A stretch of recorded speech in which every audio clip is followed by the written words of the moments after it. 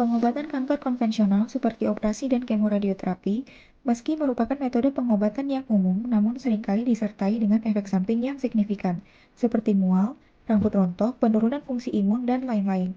Tak hanya memberikan efek membunuh sel tumor, tapi juga akan merusak jaringan normal di sekitarnya. Dengan latar belakang ini, hadirlah teknologi pengobatan minimal invasif, nanoknife. Metode ini tidak hanya menutupi kekurangan metode pengobatan konvensional, tetapi juga memberikan pengobatan yang tepat sasaran, memberi pasien sebuah pilihan pengobatan yang lebih aman dan efektif. Tahun 2008, perangkat pengobatan nanoknife pertama yang disetujui untuk ablasi jaringan lunak diluncurkan di Amerika Serikat. Oktober 2011, nanoknife lulus sertifikasi Badan Pengawas Obat dan Makanan Amerika Serikat, disetujui untuk ablasi jaringan lunak secara klinis. Juni 2015, nanoknife disetujui oleh Kementerian Kesehatan Tiongkok dan digunakan dalam praktik klinis. Saat ini, nanoknife telah digunakan secara klinis di rumah sakit besar di Beijing, Guangzhou, dan wilayah lain di Tiongkok. Nanoknife juga dikenal sebagai elektroporasi irreversible.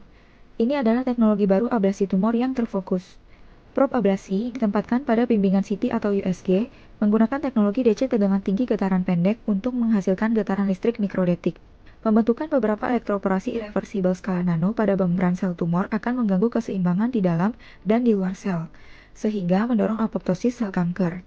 Oleh sebab itu, dokter bisa menggunakan nanoknife untuk mengobati lesi tumor di dekat pembuluh darah, pembuluh limfatik, dan bagian penting lainnya. Ini juga yang membedakan nanoknife dengan teknologi ablasi tumor lainnya.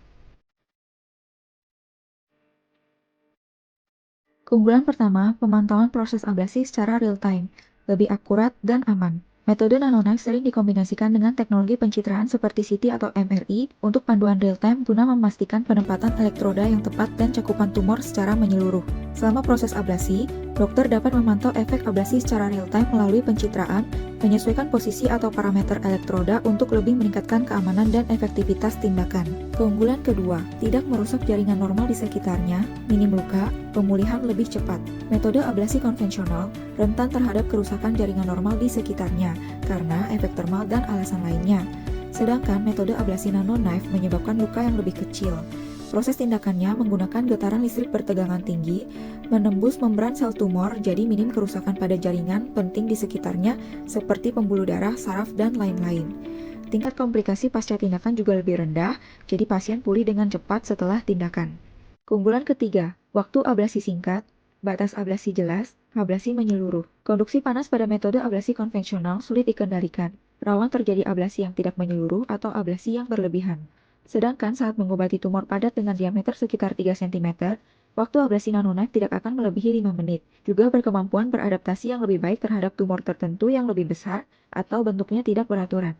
Mencapai ablasi menyeluruh sambil membentuk batas ablasi yang jelas, meminimalisir kekambuhan. Keunggulan keempat, proses ablasi tidak dibatasi oleh morfologi tumor, cocok untuk berbagai macam tumor. Metode ablasi konvensional, begitu tumor berada dekat dengan area berbahaya seperti pembuluh darah besar, saluran pankreas, vena portal hepatik, dan lain-lain, maka pengobatan tidak mungkin dilakukan. Sedangkan teknologi elektroporasi nanoknife bisa secara akurat mengontrol luas medan listrik dan tidak dibatasi oleh ukuran dan bentuk tumor. Karena karakteristik teknis dan keunggulan klinis nanoknife cocok untuk pengobatan sebagian besar tumor padat seperti paru, ginjal, prostat, dan lain-lain, tetapi juga cocok untuk tumor di lokasi kompleks seperti pankreas, hilus hati, kandung empedu, dan lain-lain yang memerlukan tindakan yang presisi.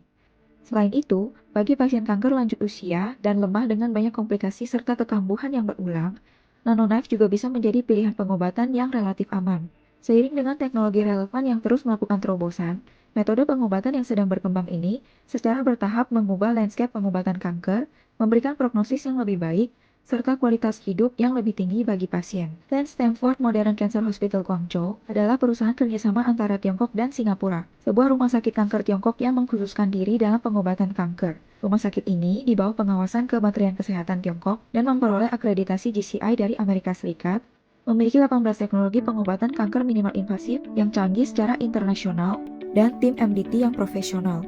Untuk memberikan harapan baru bagi pasien kanker, Saint Stanford Modern Cancer Hospital Guangzhou selalu berpegang pada prinsip layanan berpusat pada pasien, memberikan layanan medis berkualitas tinggi kepada setiap pasien, serta melawan kanker bersama dengan semua pasien.